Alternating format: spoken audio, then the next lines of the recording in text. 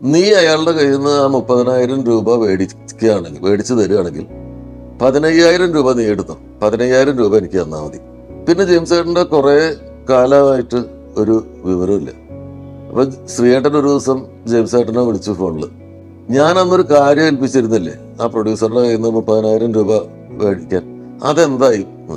ഓ, ആള് മഹാമുടയാ. പിന്നെ ഞാൻ എൻ്റെ 50% കിട്ടിയപ്പോൾ ഞാൻ നിർത്തിയിരുന്നു. എനിക്ക് അദ്ദേഹത്തോട് ഭയങ്കര ഇഷ്ടം എന്ന് പറയുന്നത് ശ്രീനിയേട്ടൻ പറയുന്ന ചില അദ്ദേഹത്തിൻ്റെ ജെയിംസ് ഏട്ടനുമായിട്ടുള്ള ചില കഥകളുണ്ട്. ആ കഥകളിൽ നമ്മൾ ഇദ്ദേഹത്തിന് ഇഷ്ടപ്പെട്ടു. മാഫിയ ശശി പറയണം, എൻ്റെ ഒരു സിനിമയിലൊരു സീനിൽ ഇങ്ങനെ ഒരു സീൻ വേണമെന്ന് പറഞ്ഞാൽ നമുക്ക് ചെയ്യാൻ പറ്റില്ല. ആൾക്ക് എന്തായാലും പരിക്കേൽക്കും, മുറിവേൽക്കും. ചിലപ്പോൾ ഈ കണ്ണാടി കയറിയിട്ട് ആൾ അപ്പം തന്നെ തീർന്നു പോകും. സിനിമയാണ് നിങ്ങളുടെ യഥാർത്ഥ ശരിക്കുമുള്ള പാഷൻ, ശരിക്കുമുള്ള ജീവിത ലക്ഷ്യമെങ്കിൽ നിങ്ങൾ അൺസർട്ടനിറ്റി നിറഞ്ഞ റിസ്കി ആയിട്ടുള്ള ഒരു ലൈഫ് തിരഞ്ഞെടുക്കുന്നു എന്നാണ് അർത്ഥം. സിനിമയിൽ എപ്പോഴാണ് നമ്മൾ പരിചയപ്പെട്ടതെന്നോ, എപ്പോഴാണ് ആദ്യമായി ശ്രദ്ധിച്ചതെന്നോ, എപ്പോഴാണ് നമ്മളുടെ ജീവിതത്തിലേക്ക് കടന്നു വന്നതെന്നോ അറിയാത്ത ചില ആൾക്കാരുണ്ട്. അവരെ നമുക്ക് ഇഷ്ടമായിരിക്കും, നമുക്ക് നല്ല പരിചയമായിരിക്കും. പക്ഷെ തിരിഞ്ഞു നിന്ന് അവരെക്കുറിച്ച് ഓർക്കുമ്പോൾ എന്നാണ് അവരെ ആദ്യം കണ്ടതെന്ന് നമുക്ക് ഓർമ്മയുണ്ടാവില്ല. ഏത് സിനിമയിലാണ് ആദ്യം നമ്മൾ അവരെ ശ്രദ്ധിച്ചതെന്ന് ഓർമ്മയുണ്ടാവില്ല. എപ്പോഴാണ് ആദ്യമായിട്ട് ഒരുമിച്ച് വർക്ക് ചെയ്തതെന്നുള്ളത് ഓർമ്മയുണ്ടാവില്ല. അങ്ങനെ ഒരാളാണ് ജെയിംസ് ഏട്ടൻ. ജെയിംസ് എന്ന് പറഞ്ഞാൽ ചിലപ്പോൾ പ്രേക്ഷകർക്ക് ആളെ ഓർമ്മ വന്നോളന്നില്ല. പക്ഷെ പട്ടാളം പുരുഷു എന്ന് പറഞ്ഞാൽ എല്ലാവർക്കും ഓർമ്മയുണ്ടാവും. മീശമാധവനിലെ പട്ടാളം പുരുഷു ജെയിംസ് ഏട്ടൻ. പുരുഷട്ടാ, ആളെ മനസ്സിലായില്ലേ? നമ്മുടെ പിള്ളയച്ചൻ ഭഗീരഥൻ പിള്ള. നമസ്കാരം. നമസ്കാരം. ഒരു യുദ്ധം ഏത് നിമിഷം ഉണ്ടായേക്കാം, അല്ല പുരുഷട്ടാ? അതെ. ജെയിംസ് ഏട്ടന് കുറേ സിനിമകളിൽ, ഞാൻ സിനിമയിൽ വരുന്ന കാലത്തും വരുന്നതിന് മുൻപും ഒക്കെ കുറേ സിനിമകളിൽ ചെറിയ വേഷങ്ങളിൽ, പോലീസുകാരൻ, പട്ടാളക്കാരൻ, നാട്ടുംപുറത്തെ റൗഡി എന്നൊക്കെ പറഞ്ഞിട്ട് പല റോളുകളിൽ കണ്ടിട്ടുണ്ട്. ചെറിയ റോള്, പലപ്പോഴും പ്രധാന റോളുകളിലൊന്നും ആയിരിക്കില്ല. ഒരു അറ്റ്മോസ്ഫിയർ ക്യാരക്ടറായിട്ടും ചിലപ്പോൾ ഒന്നോ രണ്ടോ സീനുകളിൽ പോസ്റ്റ്മാനായിട്ട് അങ്ങനെയൊക്കെ കണ്ടിട്ടുള്ള ഒരാളാണ്. നല്ല മുഖശ്രീയുള്ള ആളാണ്. ഒരു നാട്ടുമ്പുറത്തൊക്കെ കറക്റ്റായിട്ട് ഫിറ്റ് ഇൻ ചെയ്യാവുന്ന ആളാണ്. ജയറാമേട്ടൻ്റെ ഒക്കെ പടങ്ങളിൽ നാട്ടുമ്പുറത്തെ കൂട്ടുകാരിൽ ഒരാളായിട്ടൊക്കെ പല സിനിമകളിലും കണ്ടിട്ടുണ്ട്. പെരുവണ്ണാപുരത്തെ വിശേഷങ്ങളിൽ ആ ഗാങ്ങിൽ ഒരാളായിട്ടുണ്ടായിരുന്നു എന്നാണ് എൻ്റെ ഓർമ്മ. ശിവശങ്കരനെ കാണാനില്ല. കാണാനില്ലേ? അപ്പൊ അതേ ഒരു കത്ത്. അന്ന് ഇദ്ദേഹത്തിന്റെ പേരെന്താണെന്നോ എവിടുത്തുകാരനാണെന്നോ ഒന്നും അറിയില്ലായിരുന്നു. പിന്നെ സിനിമയിൽ വന്നതിന് ശേഷം പാവം രാജകുമാരൻ എന്ന് പറയുന്ന സിനിമയുടെ സെറ്റിൽ വെച്ചാണ് അദ്ദേഹത്തിന് ആദ്യം പരിചയപ്പെടുന്നതെന്നാണ് എൻ്റെ ഓർമ്മ. ആ സിനിമയിൽ അദ്ദേഹം അഭിനയിച്ചിട്ടും ഉണ്ടെന്ന് ആണ് ഞാൻ വിശ്വസിക്കുന്നത്. സാർ, എന്താ പ്രശ്നം? അല്ല, ഇക്കാലത്ത് കിട്ടുന്ന ശമ്പളം കൊണ്ടൊക്കെ ജീവിക്കാൻ പ്രയാസാണെന്ന് അറിയാം. അതുകൊണ്ട് ഇതിരിക്കട്ടെ. എന്തോന്നാ ഇത്? 2 രൂപ എന്റെ ഒരു സന്തോഷത്തിന്. സന്തോഷം? ഞാനത് ഭിക്ഷക്കാരനോ? അല്ല, എനിക്ക് വരാനുള്ള കത്തേ വളരെ പ്രാധാന്യമുള്ളതാ, അതുകൊണ്ടാ. ഓഹോ, അപ്പൊ ഒരു കാര്യം ചെയ്യാം. ഞാൻ ഇയാളുടെ പേർക്ക് വരുന്ന കത്തുകൾ ഫ്രെയിം ചെയ്ത് മാലയിട്ട് പൂജിച്ചു വെച്ചേക്കാം. എന്താ? ശ്രീനിയേട്ടൻ്റെ സുഹൃത്ത് എന്നാണ് അന്ന് നമ്മൾ പുള്ളിയെ പരിചയപ്പെടുന്നത്. ശ്രീനിയേട്ടൻ്റെ ഒരു വേണ്ടപ്പെട്ട ആള് എന്നുള്ള നിലയിലാണ് നമ്മളന്ന് അദ്ദേഹത്തിനെ പരിചയപ്പെടുന്നത്. ശ്രീനിയേട്ടനായിരുന്നു പാവം രാജകുമാരൻ എന്ന് പറഞ്ഞ സിനിമയുടെ തിരക്കഥ സംഭാഷണമൊക്കെ എഴുതിയത്.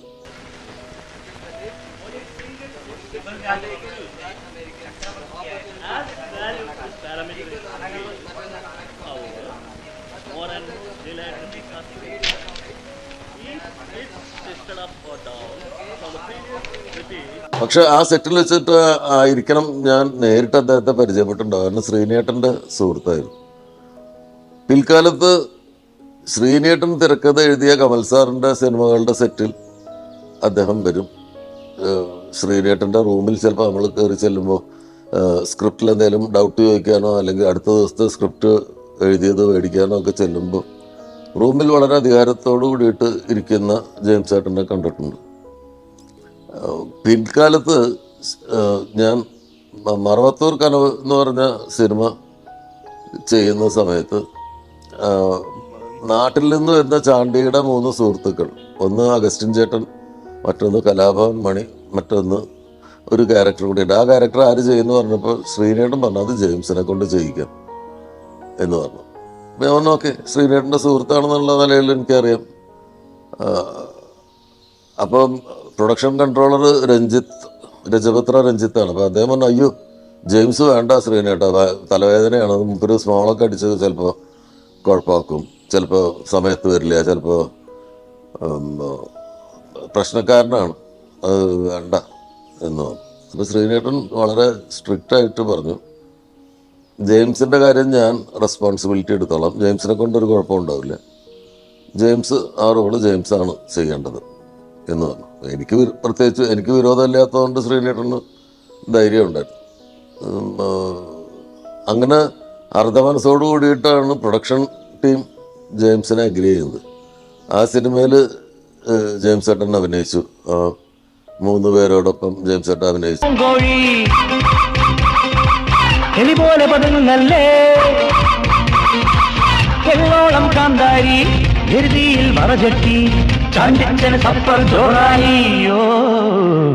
വടിവാളും വാരിക്കൊന്നും സൈക്കിളുകാരും വേറെ. എന്നിട്ട് ഈ സാധനങ്ങളെല്ലാം കൂടി 35,000 രൂപയ്ക്കാണ് ഞങ്ങൾ ഇരുമ്പ് കച്ചവടക്കാർക്ക് വിറ്റത്, അറിയാമോ? ജെയിംസ് ഏട്ടനെ കുറിച്ച് ഒരുപാട് തമാശ കഥകൾ സഹനടന്മാർ പറയും. അതായത് ജെയിംസ് ഏട്ടൻ്റെ മുഖം ഫ്രെയിമിൽ നിന്ന് ഒഴിവാക്കാൻ ആര് വിചാരിച്ചാലും സാധിക്കില്ല. ഇപ്പം സജഷൻ ഷോട്ടിലൊക്കെ നിർത്തിയാൽ, സജഷൻ ഷോട്ട് എന്ന് പറഞ്ഞു കഴിഞ്ഞാൽ ഇപ്പം എൻ്റെ ഷോട്ടായിരിക്കും, ഞാനായിരിക്കും സംസാരിക്കുന്നത്, എൻ്റെ ഓപ്പോസിറ്റ് നിൽക്കുന്ന ആളായിട്ട് അദ്ദേഹത്തിന് ജെയിംസ് ഏട്ടനെ നിർത്തിയാൽ അദ്ദേഹത്തിൻ്റെ മുഖം ഒരു കാരണവശാലും വരില്ലല്ലോ. അദ്ദേഹത്തിൻ്റെ തലയുടെ പുറകും ചെവിയുടെ ഒരു സൈഡും ഷോൾഡറും ഒക്കെ ഉണ്ടാവുള്ളൂ, എൻ്റെ ആയിരിക്കും ഷോട്ട്. ജെയിംസ് ഏട്ടനെ നിർത്തിയാൽ ജെയിംസ് ഏട്ടൻ ആ ഷോട്ടിനിടയിൽ ഇങ്ങനെ തല ചൊറിഞ്ഞിട്ട് ഇങ്ങനെ പുറകിലേക്ക് ഒന്ന് അല്ലെങ്കിൽ സൈഡിലേക്ക് ഒന്ന് ചെരിഞ്ഞിട്ട് അവരുടെ മുഖത്തിൻ്റെ പകുതിയെങ്കിലും ഫ്രെയിമിൽ വരുത്തും എന്നാണ് കഥ. അപ്പോൾ അങ്ങനെ ഒരു പ്രാവശ്യം അത് പരീക്ഷിക്കാൻ വേണ്ടിയിട്ട് ഏതോ ഒരു ഡയറക്ടർ ഒരാൾ ഇരിക്കുന്ന ആളുടെ ഷോട്ട് എടുക്കുമ്പോൾ സൈഡിൽ നിൽക്കുന്ന ആളാണ് ജെയിംസ് ഏട്ടൻ. അപ്പോൾ ജെയിംസ് ഏട്ടൻ്റെ മുട്ടിന് താഴെ അല്ലെങ്കിൽ ഹിപ്പിന് താഴെ ഫ്രെയിമിലുള്ളൂ, ഇരിക്കുന്ന ആളുടെ ഫേസിലാണ് ക്യാമറ. അപ്പോൾ തിരിഞ്ഞു നിൽക്കുന്ന ആളുടെ ഒരു അരയ്ക്ക് താഴെ ഫ്രെയിമിലുള്ളൂ ജെയിംസ് ഏട്ടനാണ് ആ നിൽക്കുന്ന ആൾ. അപ്പോൾ ഇവർ പറയുന്ന കഥ തമാശയായിരിക്കും. ഷോട്ട് എടുത്തോണ്ടിരിക്കുമ്പോൾ ജെയിംസ് ഏട്ടൻ തല കുനിച്ചിട്ട് കാൽപാദം ചൊറിഞ്ഞു വന്നു. അപ്പോൾ മുഖം ഫ്രെയിമിലേക്ക് വരുമല്ലോ. അപ്പോൾ ഈ കഥകളൊക്കെ ജെയിംസ് ഏട്ടൻ്റെ മുമ്പിൽ വെച്ചിട്ടാണ് പറയുന്നത്. ജെയിംസ് ഏട്ടൻ ഒരു ചിരിയോട് കൂടിയിട്ട് അത് ശരിയാ, അത് ചെയ്താ ഉള്ളതാ എന്ന് പറഞ്ഞിട്ട് ഇത് സമ്മതിക്കും. ചിലപ്പോൾ പറയും അല്ല അത് അങ്ങനെയല്ല, ഞാൻ അങ്ങനെ വിചാരിച്ചതല്ല, ഞാൻ അങ്ങനെ ചെയ്തതല്ല എന്നൊക്കെ പറഞ്ഞിട്ട് അതിനെ ന്യായീകരിക്കാൻ നിൽക്കും. എന്തായാലും ആളൊരു രസികനായിരുന്നു. ശ്രീനേട്ടന് അദ്ദേഹത്തോട് ഒരു പ്രത്യേക സ്നേഹവും വാത്സല്യവും ഉണ്ടായിരുന്നു. അവർ രണ്ടുപേരും ഒരുമിച്ച് മദ്രാസിലെ കഷ്ടപ്പാടിൻ്റെ കാലത്ത് അടുത്തടുത്ത മുറികളിൽ താമസിക്കുകയോ അത് ഒരുമിച്ച് താമസിക്കുകയോ ഒക്കെ ചെയ്തിരുന്നു.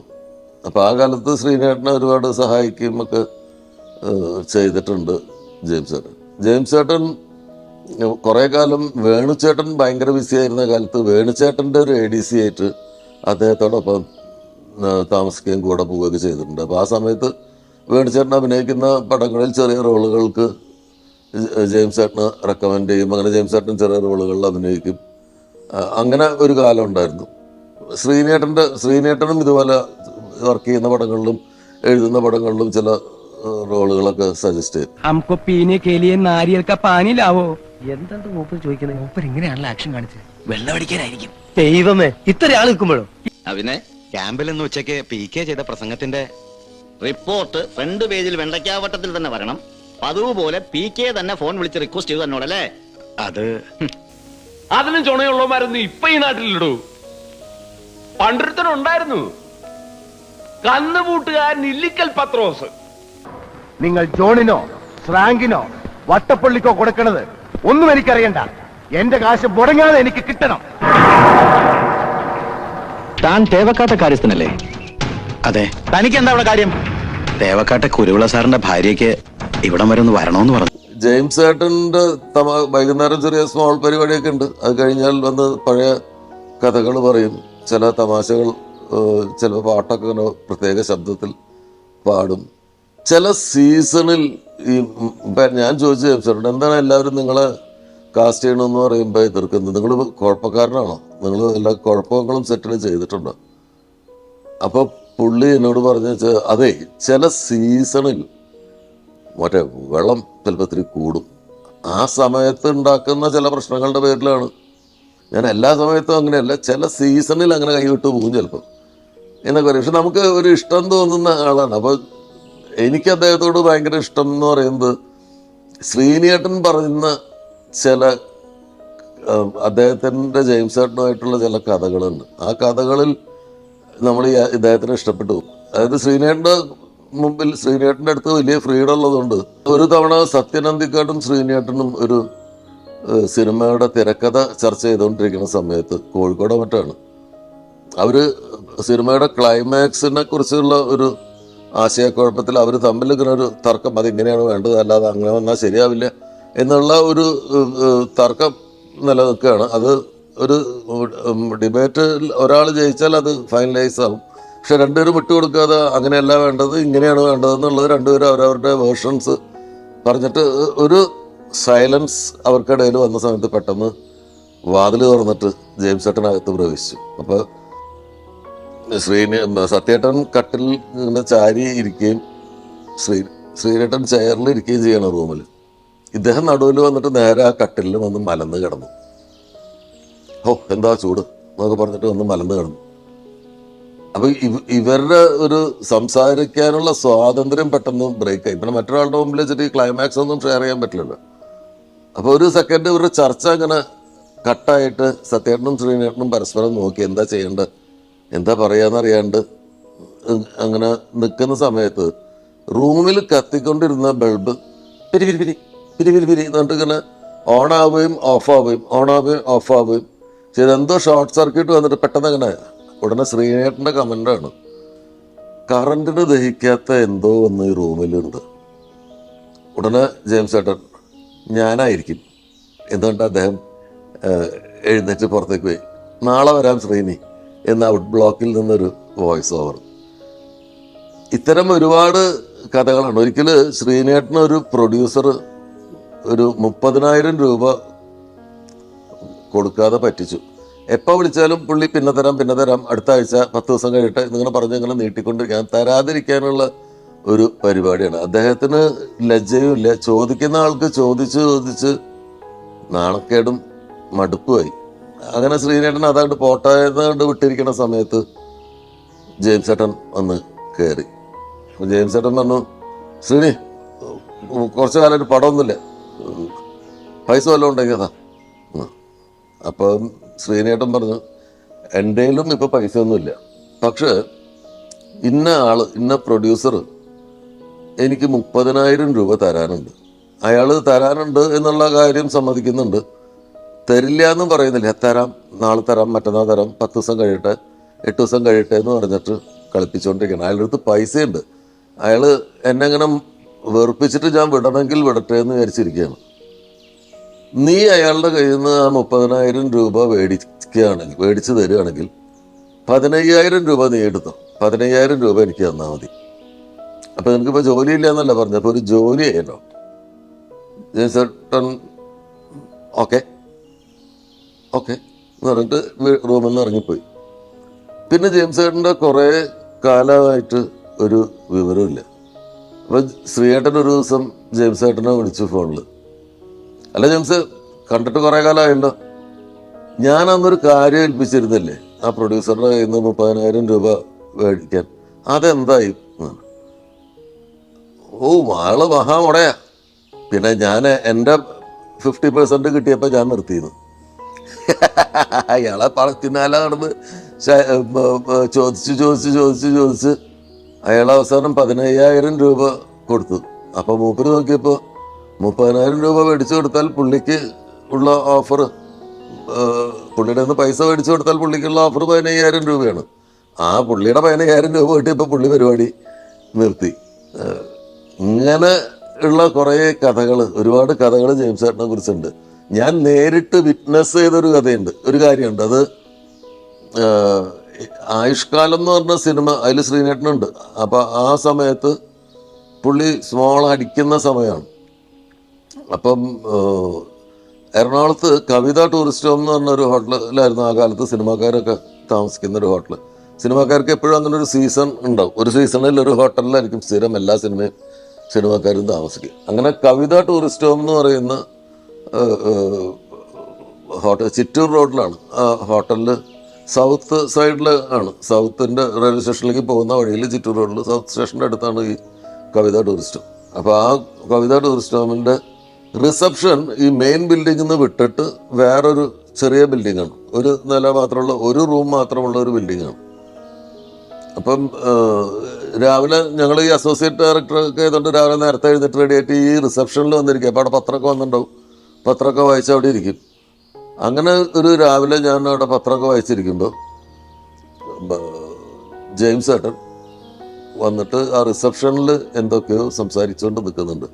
ആ റൂം ശരിയായിട്ടില്ല, ഈ റൂം എന്താ തരാഞ്ഞത്, മറ്റേ റൂം കുഴപ്പമാണ്, അവിടെ ബാത്റൂമിൽ മറ്റേ ടാപ്പിൽ, അങ്ങനെ എന്തൊക്കെയോ പറഞ്ഞുകൊണ്ട് നിൽക്കുന്നുണ്ട്. അവിടേക്ക് ഫൈറ്റ് മാസ്റ്റർ മാഫിയ ശശി കയറി വന്നു.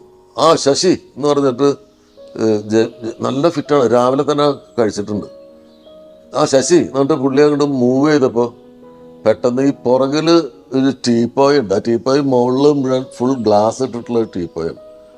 അതിലേക്ക് ഇരിക്കക്കുത്തനെ പുറകോട്ട് ജെയിംസ് ഏട്ടൻ വീണു.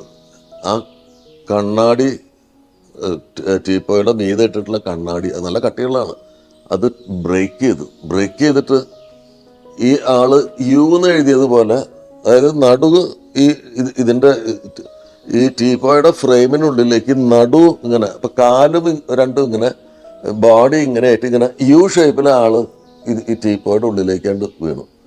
ടീപ്പോയുടെ ഗ്ലാസ്സുകൾ പൊട്ടിയിട്ട് കടാര പോലെ മൂർച്ചയുള്ള പീസുകളായിട്ട് ഇങ്ങനെ നിൽക്കുന്നുണ്ട്. ഞാൻ വിചാരിച്ച് തീർന്നു, കാരണം ഇത് ഏത് കൂടെയൊക്കെ കയറിയിട്ടുണ്ടെന്ന് പറയാൻ പറ്റില്ല. ചില അങ്ങനെ ക്രാക്ക് ചെയ്തിട്ട് പീസുകൾ സൈഡിലൊക്കെ, വയറിൻ്റെ സൈഡിലൊക്കെ ഇങ്ങനെ കഠാര പോലെ ഈ സാധനം പൊട്ടിയത് നിൽക്കുകയാണ്. അപ്പം മാഫിയ ശശി ഉണ്ട്. അപ്പം ഞങ്ങൾ ഇദ്ദേഹത്തിനെ ഇതുവന്ന് പിടിച്ച് എഴുന്നേൽപ്പിക്കാൻ നോക്കിയിട്ട് പറ്റണില്ല. ഇതിൻ്റെ ഉള്ളിൽ കറക്റ്റ് ഫിറ്റായിപ്പോയി ആൾ. അപ്പം ശശി ഒന്നും എടുക്കല, കണ്ണാടികൾ ബ്രേക്ക് ചെയ്യുന്നുണ്ട്, എന്തെങ്കിലും കയറി. ഈ ജെയിംസ് ഏട്ടൻ ഈ ഷോക്കിൽ ടോട്ടലി ബ്ലാങ്ക് ആയിട്ട് ഇങ്ങനെ ഇരിക്കുകയാണ്. അപ്പം ശശി പറഞ്ഞു, അത് അങ്ങനെ എടുക്കല്ലേ സാർ, നമുക്ക് നോക്കാം. അതാണ് പുള്ളിയുടെ ഫൈറ്റേഴ്സിനെ ആരോ 1-2 പേരെയൊക്കെ വിളിച്ചിട്ട് അവർ എല്ലാവരും ഈ ഫ്രെയിം താഴത്തോട്ട് അമർത്തി പിടിച്ച് ഈ ചില്ലുകളെല്ലാം ചെക്ക് ചെയ്തു, എന്തെങ്കിലും ശരീരത്തിൽ കയറിയിട്ടുണ്ടെന്ന്. അപ്പോൾ ഒന്നും കയറിയിട്ടില്ല. ഇത്രയും ഈ കടാര പോലെ നിൽക്കുന്ന ഈ ചില്ലുകൾ മുഴുവൻ, അത് കൊണ്ടിട്ട് ഒരു മുറിവ് പോലും ഉണ്ടാവാതെ പുള്ളി യു ഷേപ്പിൽ ഇതിൻ്റെ ഉള്ളിൽ കറക്റ്റ് ഫിറ്റായിരിക്കും. പിന്നെ ഇവർ 2-3 പേര് കൂടിയിട്ട് ഈ ടീപ്പോയോട് കൂടിയിട്ട് പുള്ളീനെ ഇങ്ങനെ പൊക്കിയിട്ട് അടിയിൽക്കൂടെ ഈ പൊട്ടി ഇങ്ങനെ നിൽക്കുന്ന ടീപ്പോയിലെ ഗ്ലാസിൻ്റെ പീസസ് ഒക്കെ എടുത്ത് മാറ്റി, എന്നിട്ട് ഈ ഫ്രെയിം മെല്ലെ തള്ളി താഴോട്ട് ഇറക്കി കഴിഞ്ഞ ആൾ എഴുന്നേറ്റ് നിന്ന് കഴിഞ്ഞപ്പോൾ ഒരു പ്രശ്നമില്ല, ഒരു ചില്ലും കയറിയില്ല. അപ്പം മാഫിയ ശശി പറയണം, എൻ്റെ ഒരു സിനിമയിലൊരു സീനിൽ ഇങ്ങനെ ഒരു സീൻ വേണമെന്ന് പറഞ്ഞാൽ നമുക്ക് ചെയ്യാൻ പറ്റില്ല. ആൾക്ക് എന്തായാലും പരിക്കേൽക്കും, മുറിവേൽക്കും. ഈ ചിലപ്പോൾ ഈ കണ്ണാടി കയറിയിട്ട് ആൾ അപ്പം തന്നെ തീർന്നു പോകും. ഇതൊരു ഭയങ്കര അത്ഭുതമാണിത്. അപ്പം ഞാൻ ഇപ്പം തമാശയ്ക്ക് പറഞ്ഞു, ജെയിംസ് ഏട്ടന് പൂച്ചയുടെ ജന്മമാണ്, എന്ത് പറ്റിയാലും എന്ത് അപകടം പറ്റിയാലും മൂപ്പർക്കൊന്നും സംഭവിക്കില്ല. ഇതിങ്ങനെ തമാശയായിട്ട് പറഞ്ഞു. പിന്നീട് ഞാൻ സംവിധായകനായപ്പോൾ മറവത്തൂർ കനവിൽ അഭിനയിച്ചു. മറവത്തൂർ കനവ് കഴിഞ്ഞിട്ട് പിന്നീട് മീശമാധവനിൽ പട്ടാളം പുരുഷു എന്ന് പറയുന്ന ക്യാരക്ടർ. കാരണം എനിക്ക് പുള്ളിയെ ഇഷ്ടമായിരുന്നു, എന്നും എന്നോട് നന്നായിട്ടേ പെരുമാറിയിട്ടുള്ളൂ. എൻ്റെ സെറ്റിൽ ഒരിക്കലും ഒരു പ്രശ്നം ഉണ്ടാക്കിയിട്ടില്ല. മദ്യപിക്കുകയോ, അപ്പം എന്നെ കാണുമ്പോഴേ പറയും, അടി നിർത്തിയിരിക്കുകയാണ് കേട്ടോ, ക്ലീനാ, ഇപ്പം തരണമെങ്കിൽ തന്നോ എന്ന് പറയും. അപ്പം അങ്ങനെ മീശമാധവനിൽ അഭിനയിച്ചു. അത് കഴിഞ്ഞ് പട്ടാളത്തിലുണ്ടായിരുന്നു. എൻ്റെ കുറേ സിനിമകളിൽ പുള്ളി അഭിനയിച്ചിട്ടുണ്ട്.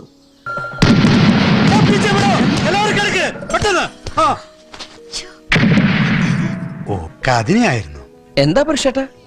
ഏയ് ഒന്നുമില്ല, പെട്ടെന്ന് ഞാൻ അതിർത്തിയിലാണെന്ന് ഓർത്തുപോയി.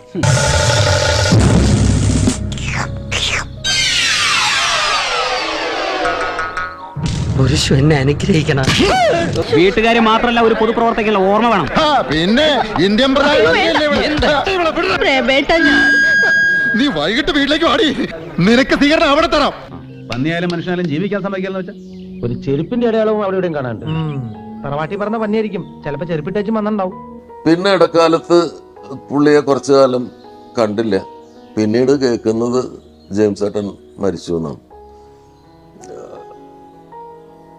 എനിക്ക് സിനിമയുടെ ഒപ്പം യാത്ര ചെയ്യും ആളുകൾക്ക് മുഖപരിചയം ഉണ്ടാവുന്ന വിധത്തിൽ ചെറിയ ചെറിയ റോളുകൾ ചെയ്യും. എന്നാൽ സിനിമയിൽ നിന്ന് വലിയ ഒരു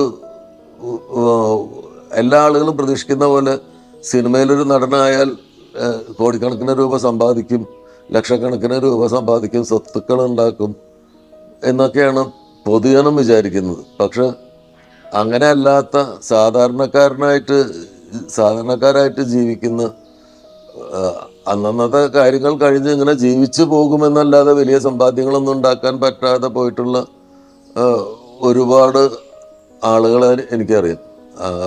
ജെയിംസ് ഏട്ടൻ അങ്ങനെയാണോ എന്ന് എനിക്ക് കൃത്യമായിട്ട് അറിയില്ല, അദ്ദേഹത്തിൻ്റെ പേഴ്സണൽ. അദ്ദേഹം പക്ഷെ മക്കളെയൊക്കെ നന്നായി പഠിപ്പിച്ചു, അവർക്കൊക്കെ ജോലിയായി എന്നാണ് ഞാൻ പിന്നീട് അറിഞ്ഞത്. അദ്ദേഹത്തിൻ്റെ മകൻ ജിക്കു ജെയിംസ് എന്നോ മറ്റാണ് അദ്ദേഹത്തിൻ്റെ പേര്. ജിക്കു ജെയിംസ് തന്നെ ഒരു പ്രാവശ്യം മെസ്സേജ് ചെയ്തിരുന്നു. മീശമാധവൻ്റെ 20 വർഷം തികഞ്ഞ ഒരു സമയത്ത് മറ്റോ വിളിച്ചിട്ട് ഞാൻ ജെയിംസിൻ്റെ മകനാണ്,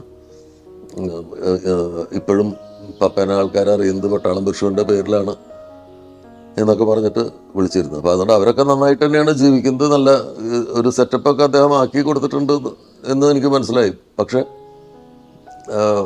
വലിയ റോളുകളോ അല്ലെങ്കിൽ അങ്ങനെയൊന്നും കിട്ടാതിരിക്കുകയും എന്നിട്ടും സന്തോഷത്തോടു കൂടി സിനിമയോടുള്ള പാഷൻ വിടാതെ, സിനിമയോടുള്ള സ്നേഹവും ആർത്തിയും വിടാതെ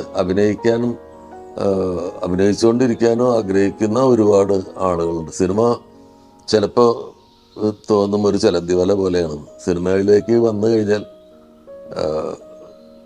ഇവിടം വിട്ടു പോകില്ല. സിനിമ ഭക്ഷണത്തിന് അങ്ങനെ ഒരു പ്രശ്നമുണ്ട്. സിനിമ മെസ്സിലെ ഭക്ഷണം കഴിച്ചാൽ പിന്നെ പരിസരം വിട്ട് പോകാൻ കഴിയില്ല എന്ന് ഞങ്ങൾ തമാശയായിട്ട് പറയാറുണ്ട്. എത്ര നെഗറ്റീവായിട്ടുള്ള അനുഭവങ്ങളുണ്ടായാലും, എത്ര പരാജയങ്ങളുണ്ടായാലും, വിചാരിച്ച വേഗതയിൽ നമ്മൾ ഉദ്ദേശിച്ച കാര്യങ്ങളൊന്നും നമ്മുടെ ജീവിതത്തിൽ സംഭവിച്ചില്ലെങ്കിലും മറ്റൊന്നിനും ട്രൈ ചെയ്യാതെ സിനിമയിൽ തന്നെ കടിച്ച് തൂങ്ങി നിൽക്കാൻ പ്രേരിപ്പിക്കുന്ന ഒരു കാര്യം സിനിമയ്ക്കുണ്ട്.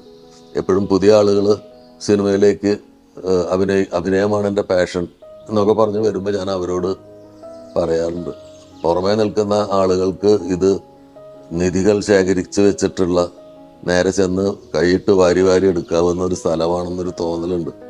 നിരവധി പേർ സ്വപ്നങ്ങളും ജീവിതവും ഹോമിച്ച് ഒരു സ്ഥലമാണ്. അങ്ങനെ നിരവധി പേര് ഹോമിച്ച ജീവിതത്തിൻ്റെയും സ്വപ്നങ്ങളുടെ ഇടയിൽ ചില ആളുകൾക്ക് മാത്രമാണ് ഈ സമ്പത്തും പ്രശസ്തിയുടെയും അനുഗ്രഹം ഉണ്ടാകുന്നത്. ആ കുറച്ച് പേരെ മാത്രമേ നിങ്ങൾ കാണുന്നുള്ളൂ. ജീവിതം നഷ്ടപ്പെട്ട ഒരുപാട് പേരെ, അല്ലെങ്കിൽ സ്വപ്നങ്ങൾ നഷ്ടപ്പെട്ട ഒരുപാട് പേരെ നിങ്ങൾ കാണുന്നില്ല. അതുകൊണ്ടാണ് ഇതാണ് നിങ്ങളുടെ ജീവിത ലക്ഷ്യം എന്ന് ധൈര്യത്തോടു കൂടി പറയുന്നത്. സിനിമയാണ് നിങ്ങളുടെ ശരിക്കുമുള്ള പാഷൻ, ശരിക്കുമുള്ള ജീവിത ലക്ഷ്യമെങ്കിൽ നിങ്ങൾ അൺസർട്ടനിറ്റി നിറഞ്ഞ റിസ്കി ആയിട്ടുള്ള ഒരു ലൈഫ് തിരഞ്ഞെടുക്കുന്നു എന്നാണ് അർത്ഥം. സാക്രിഫൈസുകൾ, പേഴ്സണൽ ലൈഫിൽ സാക്രിഫൈസുകൾ വേണ്ടി വരുന്ന ഒരുപാട് അഡ്വേഴ്സായിട്ടുള്ള അനുഭവങ്ങൾ നേരിടാൻ മാനസികമായ കരുത്തുള്ളവർ മാത്രമേ സിനിമയിലേക്ക് വരാവൂ.